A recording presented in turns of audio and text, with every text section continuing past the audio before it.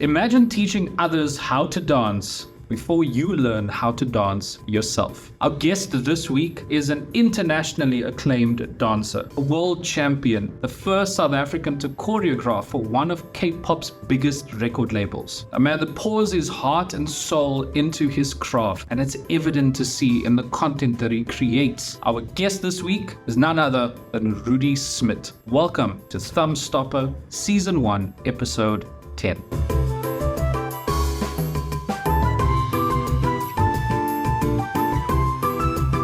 This is actually wild that you are here because it's almost like, you have people that create content that are presences that are constantly present.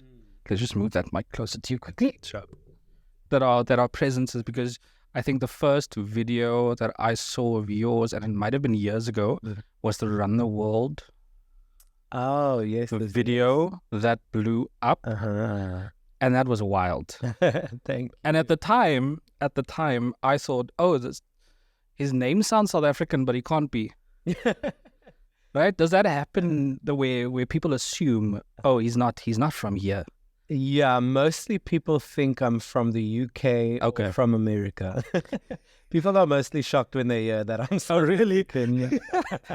But you actually broke through for a video that you created on a Megan Trainor. But that wasn't where you started. No. So I've been dancing since the age of 9 already. Hey. I started in reverse. It's a very interesting story. I started as a choreographer first, dancer second. So when I started learning how to dance, I was learning off of videos, and off of MTV and all these kind of things. Yeah. So I eventually mustered up the courage to dance in front of my school for the first time when I was like 12. Okay. It was very taboo, if you will, for a boy to dance at that time. So I was very nervous for 3 years. Okay. Eventually danced in front of my school, and it was kind of the way that I actually ended up gaining people's respect at school, because I was very quiet. I was to myself. I didn't do any sport, nothing like that. So it's kind of how I gained respect from my peers in school. Yeah. And that's when I started. Then I joined a studio when I was 12. And I think literally 6 months into joining the studio, the teacher that ran the studio at the time, she saw that I liked creating my own moves, and I didn't even know what the word choreography meant at that time. Yeah. So at the young age of 12, she was like, why don't you try teaching a class? And I did it, and it just clicked for me, and I loved it. And so I've been teaching dance since the age of 12. That's so interesting. Crazy. Because you assume, this person, this dancer, needs to have gone through all the training to get to the point of being able to tell somebody else, why don't you try this? Yeah. But you went the opposite way. Yes. You're like, I have this idea. Yeah. I want to see you do it. Yeah, exactly.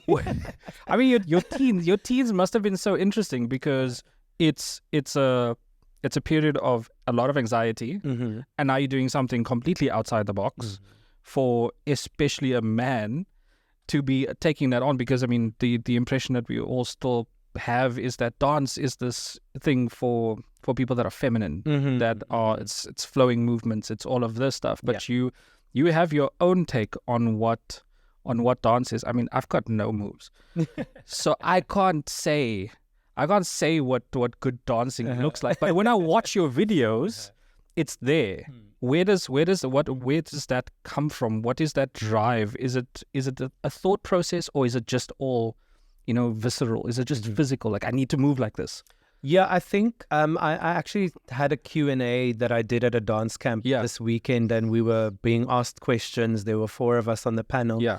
And I remember saying, I had such a desire for people to see the work that I created. Because I was so excited about it. Doesn't matter how bad it was. If I look back at my old stuff now, it's so cringy to me. But I had this burning desire for people to just see what I could create, because I was so passionate about creating movement and choreography. And it was something I was doing literally day in, day out. You can ask my parents. I was always dancing. It was innately within me from a very young age. And because I never connected to anything sports-wise, when I had that moment where I fell in love with dancing, I was like, cool, this is what I'm pursuing for the rest of my life. Like, it was just a given. So I think I've always just had that desire to create. Like, when I hear music, I see visuals, I see locations, I see costumes, I see a cover even sometimes. So it's like you have this thing inside of you and you need to show someone what it looks like. Yeah. Like, that's what I feel. I just sometimes have like such a strong vision and I get such satisfaction from putting that vision out. And also for me, it's like a challenge. I have the capability to go and paint the picture that's in my head on a physical body.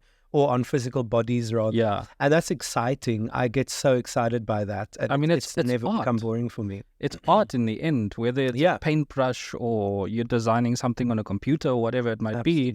You're creating something from a vision in your head to becoming physical. Yeah. And I think the interesting thing for me always when you hear musicians talk, when you hear dancers talk, is how do you actually get what's inside your head to become a real, actual thing? Yeah. It's a process. It is. And for a lot of South Africans and for a lot of people on the African continent, it's also difficult because you have this passion, you have a booming music industry, you have all of these things happening, and I think for you are now in a position where you are. This is a career. This is not just a career where you're making money, but you are actively expressing yourself day to day. But for a lot of dancers, it's difficult to transition from, oh, I'm a dancer in my bedroom, to, oh, I'm getting hired to choreograph this, to dance in this company, whatever it might be. Why is it so difficult for us to go, oh, there's a dance move, we invented it. Why can't we own it? I feel like when it comes to dance in general, it's very difficult to own movement because dance is ever evolving. And there are so many things happening continuously within the space of dance. So it's very difficult to take ownership of specific movements because the information gets passed down from person to person. And before you know it, rather, the name of a movement has been sort of passed through several people as the creator of the movement. So it's very difficult to coin it. I think if I look back at dance styles from the 70s and 80s, like waacking, voguing, all these different styles, we know about these now today because there was like someone was capturing the history of it and noting it down, if you will. And now we get to learn about it today and we know who the pioneers are of these different styles, but it's very difficult to keep track of things with the sort of life we live today with social media, and things are moving at such a fast pace.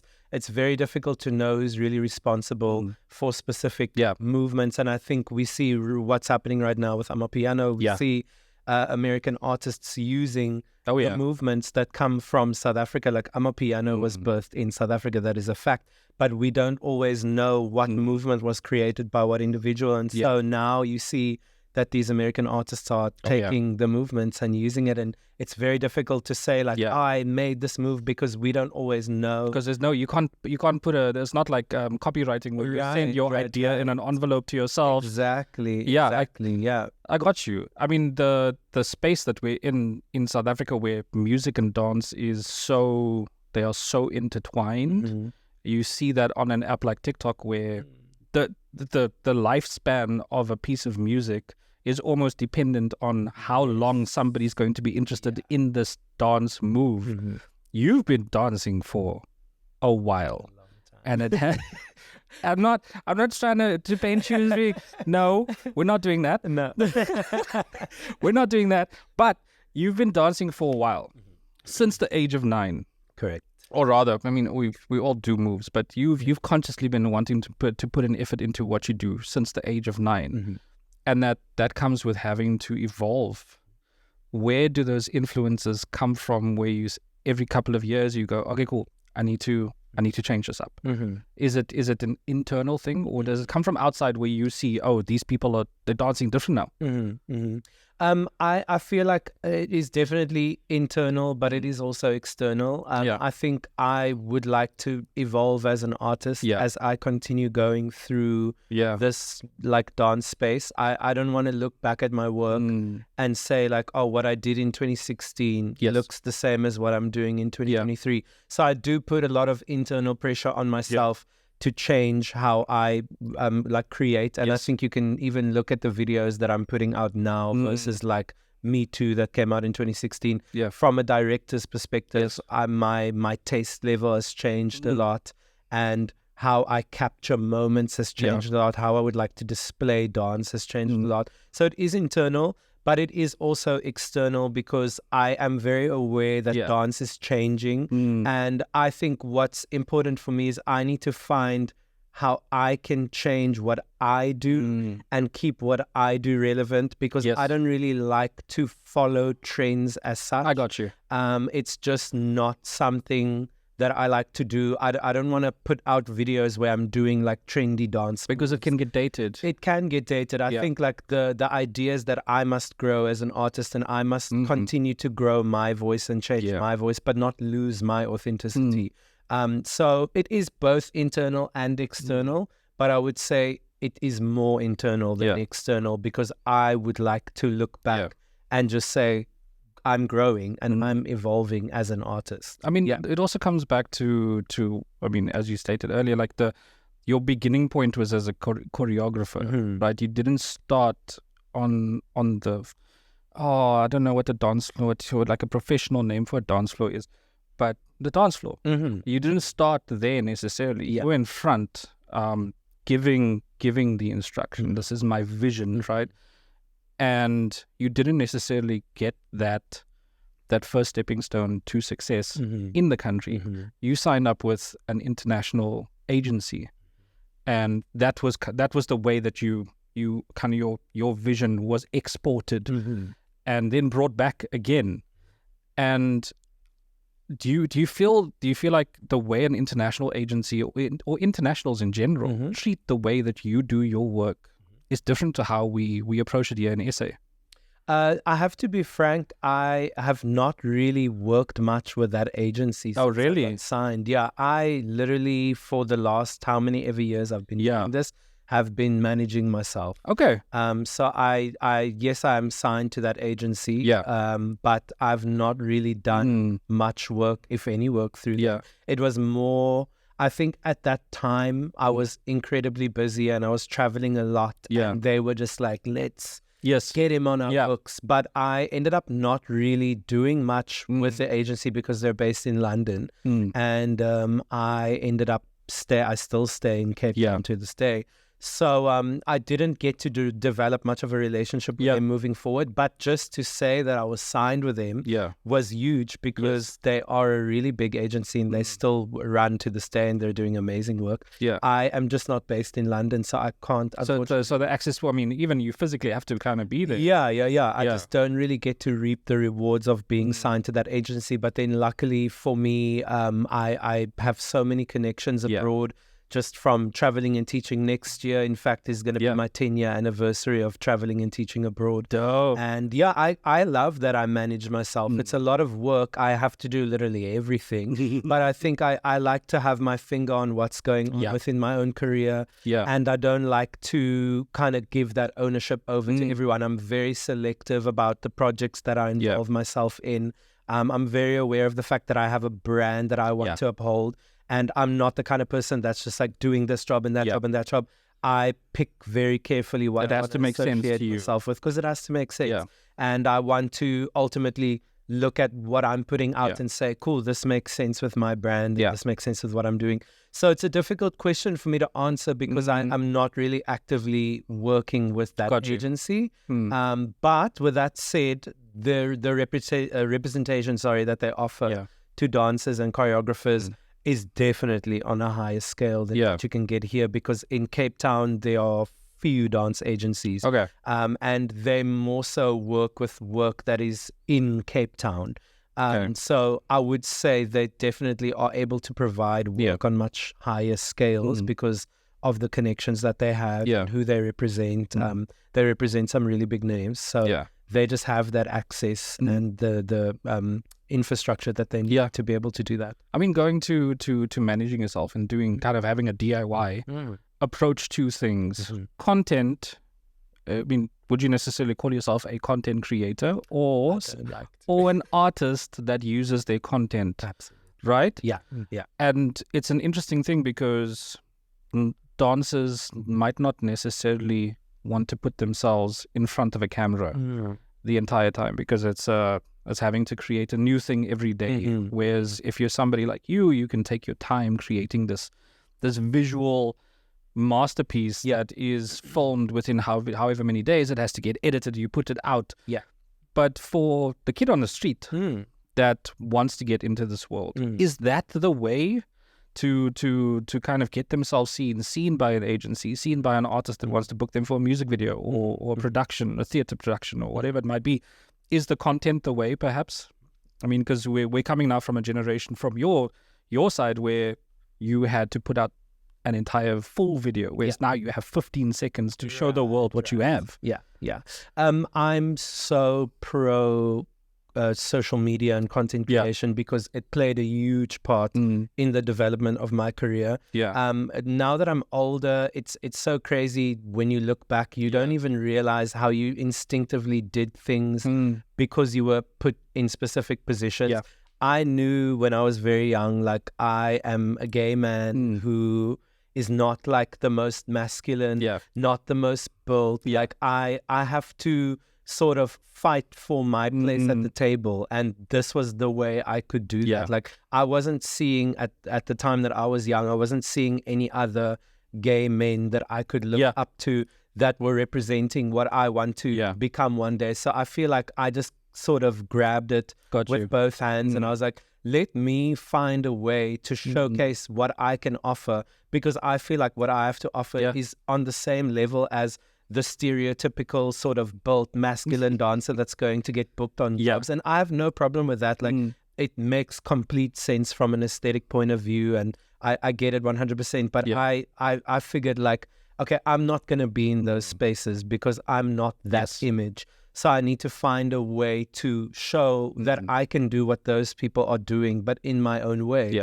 And so content creation and creating all these videos and filming my classes and all these kind of things, that was my way of putting my work out. I don't recall at all seeing another man move in like a feminine way when I was young, like, not at all.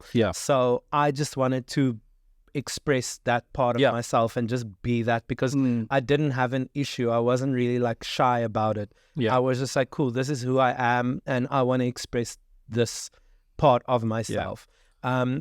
So content creation for me is incredibly important, because I think everybody has their own unique sort of element and characteristic to them. And you can only, in our country at least, if you want to show other people outside of our country what that looks like, content creation is the tool. Because the algorithm helps you. And no one is going to just like fly to you and be like, here's a job, let's go. You have to put yourself out there, and you have to show people what it is that you do. And it is so nice for me to see how many queer dancers, choreographers there are out there now. Like, there are so many, and so many young kids can look up to them now. There are many of us in the industry, and it's so cool. And I'm not saying that I trailblazed that or created that space, but I do know that I was one of very few that was like very okay with putting myself out there like that.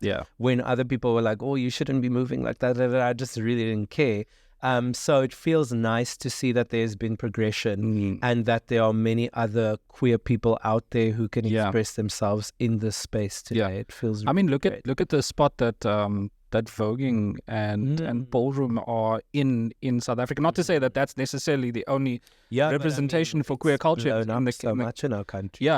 It's there now. It's present, and it wasn't in many years ago.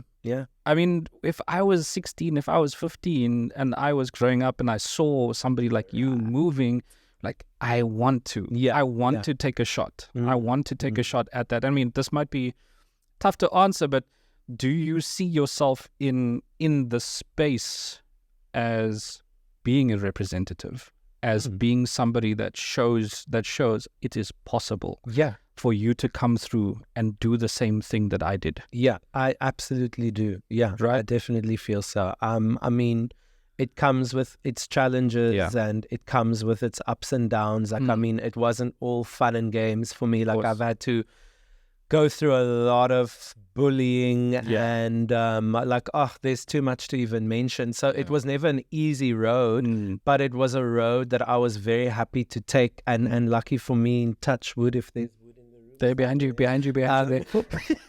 I've never been put in a situation where I was like threatened or like hurt in any physical way. So I'm very lucky in that sense, because I know that the reality for many South Africans is 100%. very different. If you express yourself like this in a public space, you can suffer a very intense like repercussions from that. There are people out there who would kill people like that. So I'm very fortunate that nothing like that has ever happened to me.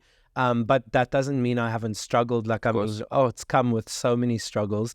But I think I am just a very driven, positive person, and I kind of just always chose to look forward and look beyond it. And like, if I take a knock, I take a knock, but we move on. So I do feel like I'm a representative for anyone that is in the same position that wants to make a career out of dance. I mean, I did not come from money, or I did not come from a space where I was already in a well-known dance studio or whatever.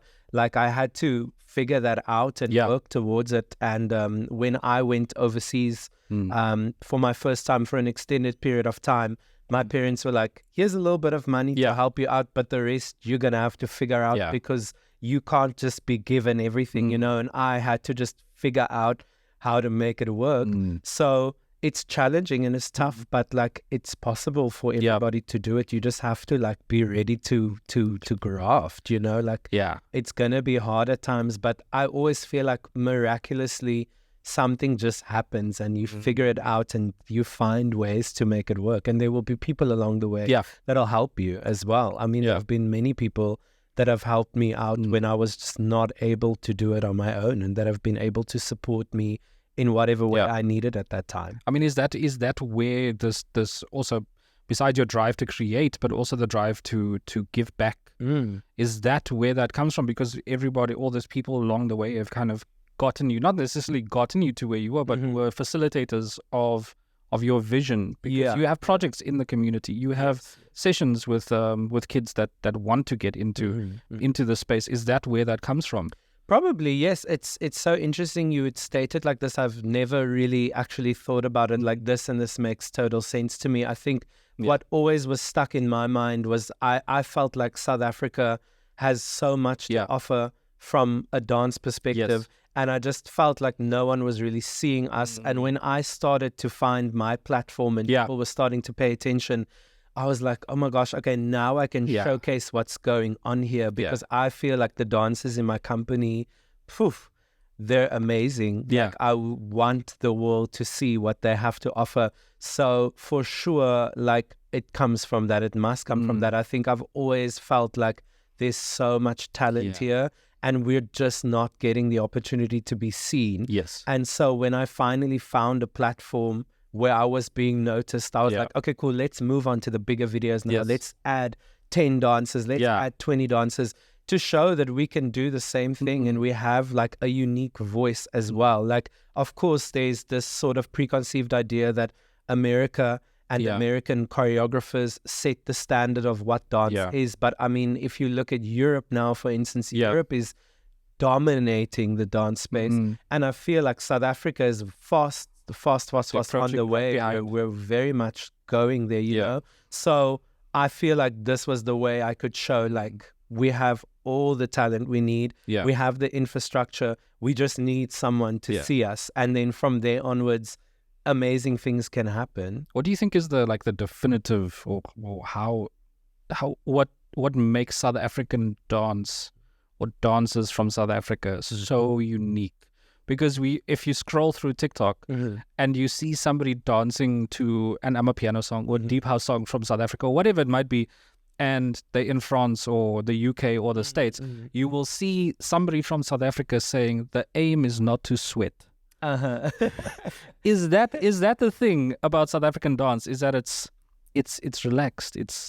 I think it depends on what style of dance you're doing, definitely, yeah. But I just don't even know how to put it in words. But I feel like we just have a unique point of view in our movement, and like we just know how to add like a certain spice to things that the other people just don't have. They have their own version of it. I'm not saying that they don't have it, but we just have our own unique like spice that we put on things. I mean, sometimes I watch American people dance, and like I can see you counting.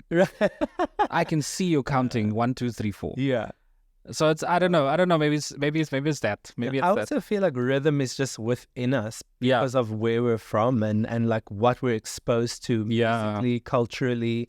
Rhythm is just within us. I feel like in South Africa, it's so easy to see dance around you. I mean, if you go to the waterfront, like you will see someone performing somewhere at the waterfront. Like there are all these spaces where dance is sort of very commonly found. And I just feel like rhythm is within us, and it's just something we have. I mean, we talk about the way that we look at the States and Europe as, you know, where the standard comes from, but you and your company have gone onto the international stage and you've won big. Can you tell me a bit about that, please? Yes, so we've been competing internationally for quite some time. We started competing internationally in 2009. So we went to the Hip Hop World Championships called HHI Hip Hop World Championships. It's like the biggest one that's out there. It's like the only one that I deem like a real world championship, because there's about 52 countries, I think, generally that compete. Maybe not 52, sorry, I think I overshot there a bit. We'll research put it on. So we started competing there. 2009, we came 13th, I think, out of maybe a total of 40-something years. Then I was like, oh, okay, there's something on here. Like, that's not too bad. I mean, it's not what we wanted, but it's not too bad. Like, let's continue to do this. And then I continued doing that competition with, before my company even was created, I just had a crew called Untamed. So we started doing that. Then 2011, I think it is, I created a group called Primitive. I just finished matric in 2010, and then I was like, cool, I can dance full time now. Let's do everything. So created Primitive, and then one of the girls who danced in Primitive, her name is Amelia. She made this picture that said, I love Untimative, that she once sent in a WhatsApp group or something. Did we even have WhatsApp that time? I don't remember. What year was that? 2011? 2011, yeah, that was it. Maybe. So she sent it, and that is how the name stuck. Is that where the Primitive and Untamed? Untamed, yeah. So Untamed and Primitive combined created Untimative, and I loved it because it wasn't like a generic name of like many dance companies have like existing names that they just use, and then they add the word dance company at the end. So I love that it was a unique name.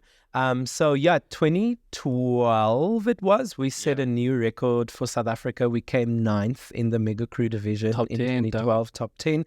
And prior to that, the only group that had ever made it to the top 10 was a group called Release. So they came 10th place, if I'm not mistaken. We came 9th that year. And then in the same year, a group called Brooklyn that was choreographed by Jose Jonas, they came 5th in the adult division. And that was the highest ranking we ever received from South Africa. So we collectively made history in that year, getting top 10 positionings. And from that moment onwards, I was like, we have something, like we just need to continue developing our voice, because I think it was safe to say that we were still trying to catch up with the rest of the world at that time. So unfortunately, we stopped competing in that competition in 2013. It just became very financially difficult to send over a group of like 25 plus. So then eventually, moving on years later, 2019, we decided to do this competition called Dance Star, which is in Croatia. So we competed there and we did really well. We won every single division that we were in. We were in 3 divisions that year. So dope. We took first place in every division. So we were the world champions of that time. But it's also not fair to say that it's a world championship because it's not on the scale of HHI. It didn't include all the countries. But nonetheless, it is a world championship related to that competition. Yeah. And yeah, we won every single category we were in that year. And that was, in fact, the last time we competed. Would you say that was a career highlight? It was, for sure. Yeah, I think we've been doing competition for so long and we've always wanted to go and win abroad. So this was our first taste of a win abroad times 3, which just made it even better. And I think in that year, I also really felt like we had developed very strong relationships within the company. So it felt really great. It felt like a family win. It didn't just feel like, oh, these are the people I'm dancing with. It felt like a real family win and something we could all celebrate together because we worked super hard for those. I mean, I'm just wondering, like, managing a company full of dancers, egos, because they're artists.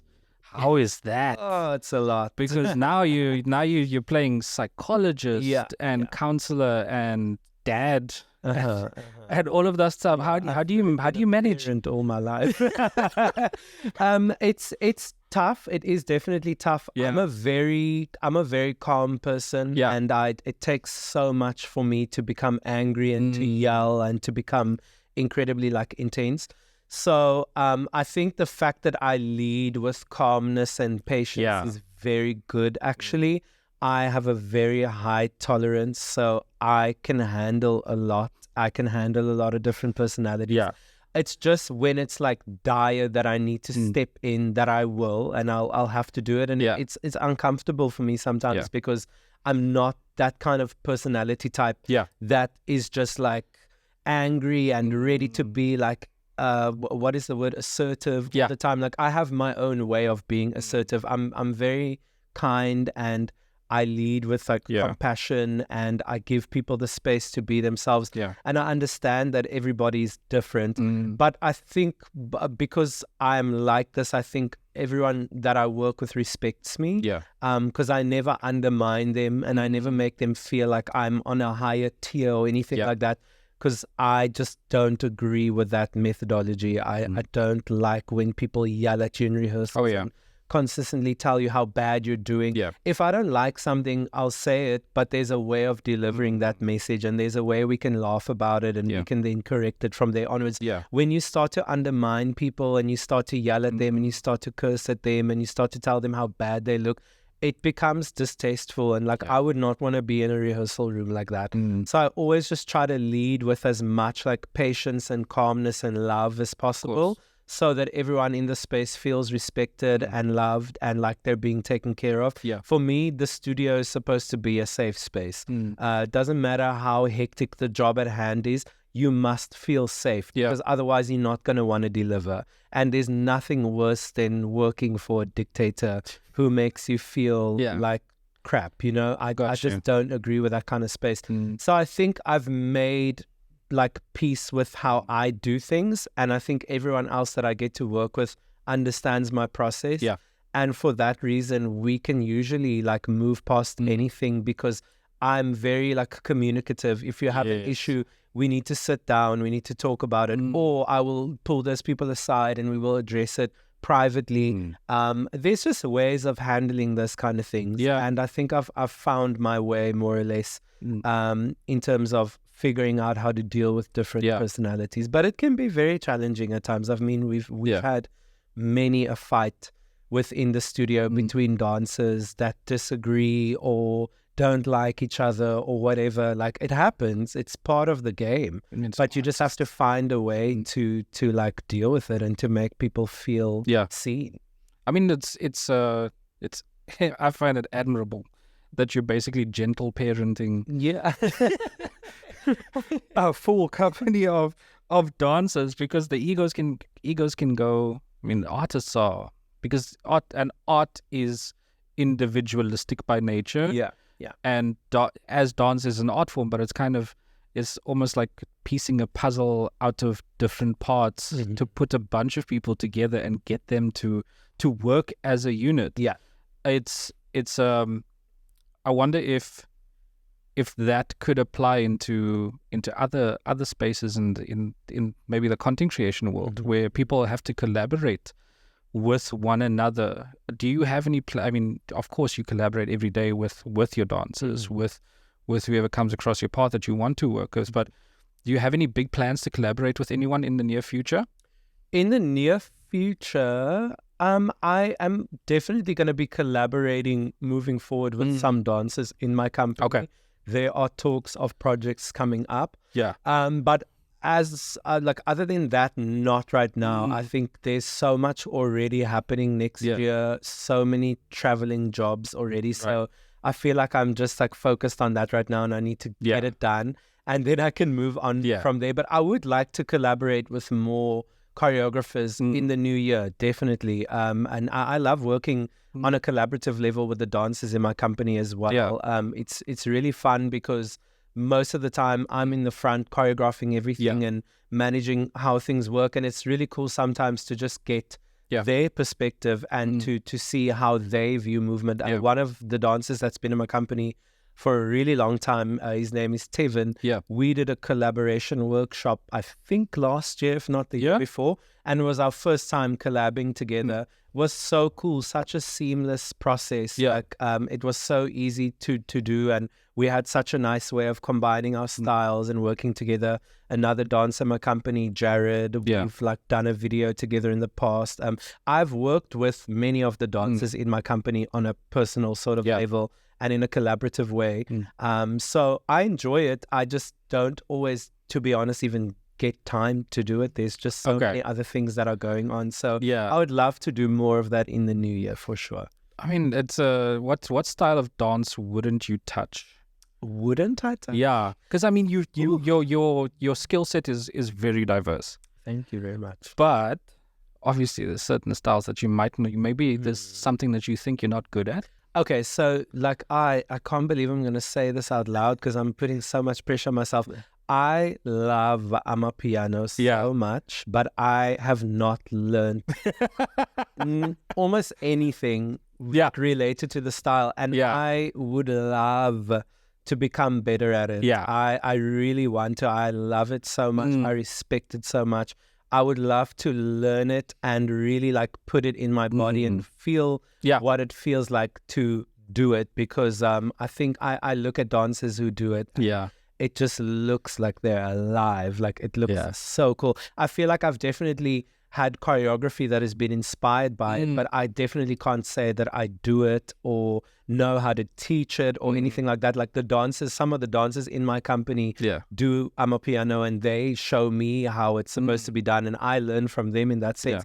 But I definitely, it is on my list of things to really like do properly. I love it so much, and I would love to learn how to do it and to be able to incorporate it throughout my choreography moving forward, because I have a huge amount of respect for it, and all the creators that have influenced it and that have built it. I love it and respect it so much. It's incredible. I mean, we you won at the Content Creator Awards in 2022, and then somebody who dances on Amapiano, who you were familiar with, won in 2023. Yes. And he's Justin Dinabrega. He's part of your company. Why don't you check in with him to show you the? I must.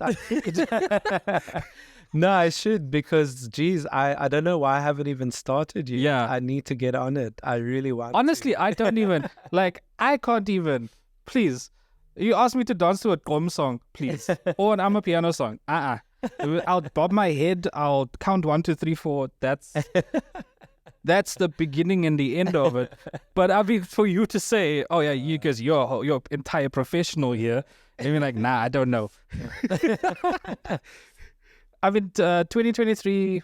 It was a year after you won at the Content Creator Awards. It's now at the very much the tail end of the year. We've got a week. Yeah, so I mean, Rudi's our last guest for 2023. Oh, cool. Okay. You're closing off our season. Oh, nice. So I wanted to kind of just look back at 2023, your 2023, because the year didn't start very much long after you won at the 2022 Content Creator Awards. Number one, was it a surprise to you that accolade came your way? And number two, what has this year been like for you as a professional as a creative, individually as well. What's the year been like? I was definitely surprised that I won. I didn't expect it. I was obviously very happy about it, but it was a big surprise, and I was a little sad because I couldn't be there to receive the award. So my best friend and her husband, Lisa, she went there on my behalf, and she received my trophy for me and everything. I was in Namibia at the time teaching there. So I was literally in my hotel room, like heart beating. I know the results are coming. You were waiting. Waiting to find out what's going on. Then she sent me the message and she let me know you won. And I was like, where? I need to get champagne now. And so I ran and I got champagne from the closest bar in that hotel, celebrated in my room by myself. I had such an exceptional year that year, 2022. It was honestly, for me right now, it was one of my favorite years. I did so many amazing things that year. I think due to my win on the Content Creator Awards, I got the opportunity to choreograph for Idols, which is something I'd wanted to do for a very long time. The producer found out that I won, and then she contacted me while I was in Italy. I was teaching there. She messaged me and she was like, can we do a call? And we ended up speaking. And then I found out that I was going to be doing Idols. And again, like, I feel there was so much going on that year. I couldn't even immerse myself fully into Idols. I was going to Egypt to go and teach there as well during the time of Idols. So I had 1 day of rehearsals with my dancers and with my assistants. And then I had to go and I had to leave it all in their hands. And it was one of the best experiences for me because I've always been able to be on every job that I've done. I've had assistants that have assisted me in the past where I've gone away briefly, but for this job I had to give it over to them completely. Like, I had one rehearsal with everyone, and prior to that I think I had 2 days to prep everyone that was assisting me, because I'd just come back from Italy and we needed to go to Joburg in the space of 3 days or something. So I prepped them and I left it all in their hands, and I was so proud of how they were able to put everything together. Brandon, Prudence, and Jared, they were the three that helped me that year. And it was a good learning curve for me. It was like, you have prepared everyone in your company to do this. So just chill, sit back and let them do it. Like, I'm a control freak in a way. Like, I need to have my hands on everything. So it was really cool to sit back and to be like, cool, we're going to do a meeting tonight. You're going to inform me about how the day has gone, what's gone wrong, how do we combat this issue? And I could just do it with ease and not be worried about them. They did such a great job. So it was a really great moment for me to be like, oh, my parenting has paid off, you know what I mean? And I've been able to help them understand how this world works, and they also have the understanding of it themselves, and they could inject their own voice into how they handled that, which was really, really cool. But other than that, I think the year itself, 2023, was amazing. I traveled a lot this year for work. I was in Italy, I was in the Seychelles, I was in Mauritius, I was in Austria, I was in Germany. I traveled quite a bit. I think I went to 10 or 11 countries this year, just teaching and doing jobs abroad. And I worked on some commercials this year, which I have done in the past. I got to just do really cool jobs this year, even my own projects that I created this year. I think the videos that I released this year are some of my best work. I feel like I've been able to really inject my voice into these projects as an artist and really showcase what I can do as a creative. So I've been enjoying it a lot. It was a good year. I'm ready for more. I mean, I think it's so fantastic because you work your entire career to get to a space where you can just have fun. Even though it's work, it's putting hours in, but at the end of it all, you're hitting the pillow at night thinking, oh no, I put in the hours and I'm satisfied. Yeah. You worked really, really hard. Kudos to you for putting the energy in. Thank you. And putting your heart and soul into all of this. I mean, there's obviously a lot of lessons that you're going to take from 2023. You're going to what's happening in 2024, not necessarily those collaborations that we spoke about, but you personally, are you taking anything from the year and going into 2024 going, okay, cool, we're not doing this, we're not doing that? I need to be harder on myself next year. I will say I kind of by choice decided to rest a bit this year. Cool. 2022 was incredibly intense. Some of the things I had to do, I can't even understand how it happened. Like, it was just a very jam-packed year. It was a very busy year. And I decided in the beginning-ish of this year that I want to remove myself from certain spaces. I've been teaching since I was 12. I'm not going to give my age away, but I've been teaching for a long time. And this year I decided I need to pull myself out of the studios because I started feeling creatively drained and like I just was not able to give my all to what I want to create anymore because I was consistently working with competition groups and this group needs to be ready on this day. This group needs to be ready on this day. And I just felt like I was drained and I made the choice this year, starting July, August, that I was going to move away from all the studios that I teach at and only go in to set routines over a weekend and then leave from there onwards. And if they ever need me moving forward to come and clean the routine or whatever, I'll jump in and I'll come and do it. But I needed to take a step back for myself because I was very drained and I felt like I was starting to lose my creative voice because I had too much on my plate. So I've rested a lot this year. I've taken a lot of time to relax and to not be so busy. So that's why I feel like 2024, I need to like really go for it because I gave myself a lot of time to rest this year. And I mean, if I look at video projects that I've created this year, there were only 3 that I put out. I did Unholy, I did Shirt, and I just did Water very recently. So 3 in a year is not a lot. Like usually I want to aim for 6 to 8. So next year I definitely want to create more videos. And I think the premise of why I do this in the first place is to show what I can do as a director, a creative director, B, to showcase the choreography that I can create on multiple bodies, and C, whatever I do, I always want my company to be involved. Like, they understand my voice, they understand how I move, they understand what I expect creatively, they understand work ethic wise what I expect, and they know how to deliver my choreography the way I want to see it. So whatever I'm involved with, wherever I can, and if budget allows for it, my company is always there because they represent how my voice comes out, if you will. So I always try to include them in everything that I do because I ultimately also don't want to be the only one winning at the end of the day. They need to be able to experience the wins as well and the traveling and the this, that, and the other. So it's very important that I take them with me wherever I can. I think I just want to do way more creative projects next year.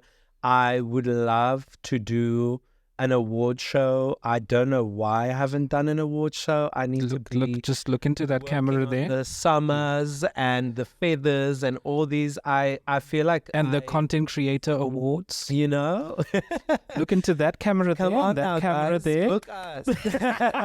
No, I feel like we deserve to be on those spaces. Or those stages rather. Like we absolutely deserve to be there. And I feel like we're just waiting at this point. Honestly, we can create such moments for these award ceremonies. So I'm waiting for that. I want to be in those spaces because I've done the music videos, I've done the commercials, I've done the traveling. This is the next space I want to be in. And then, of course, like tour choreography, that is like a dream. I want to choreograph for an artist. I very specifically see myself choreographing for a female artist. I've worked with artists in specific capacities, but I've never worked with an artist on tour, and I've never curated a show, a full tour. So that is something I definitely want to do. I see myself in that position. I see my dancers in that position. I feel like it's gonna happen. It's just a matter of time.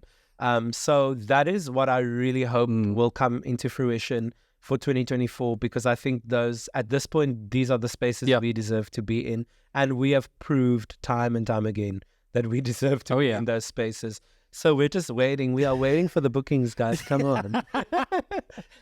Oh, dude, thank you so much.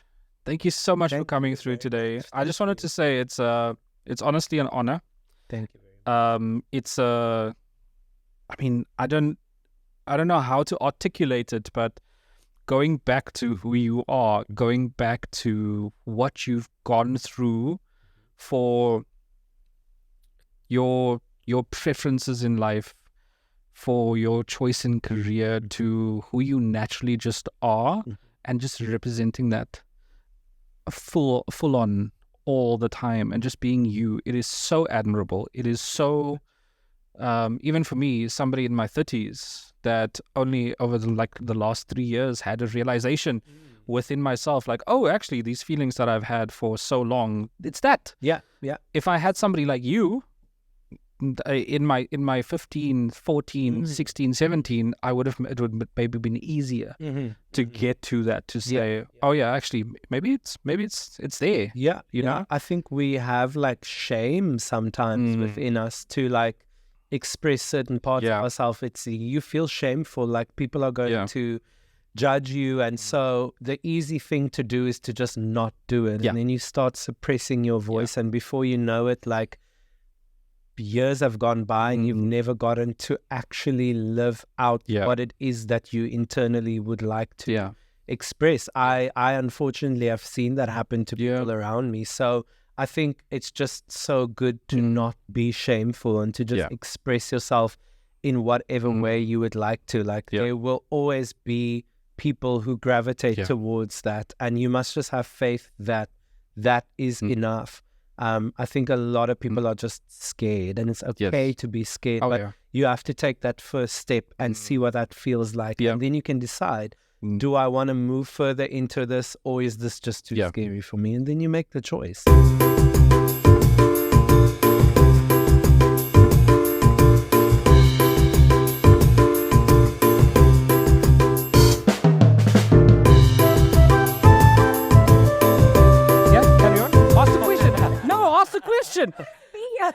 Ask the question. You can answer. You can answer, Tash.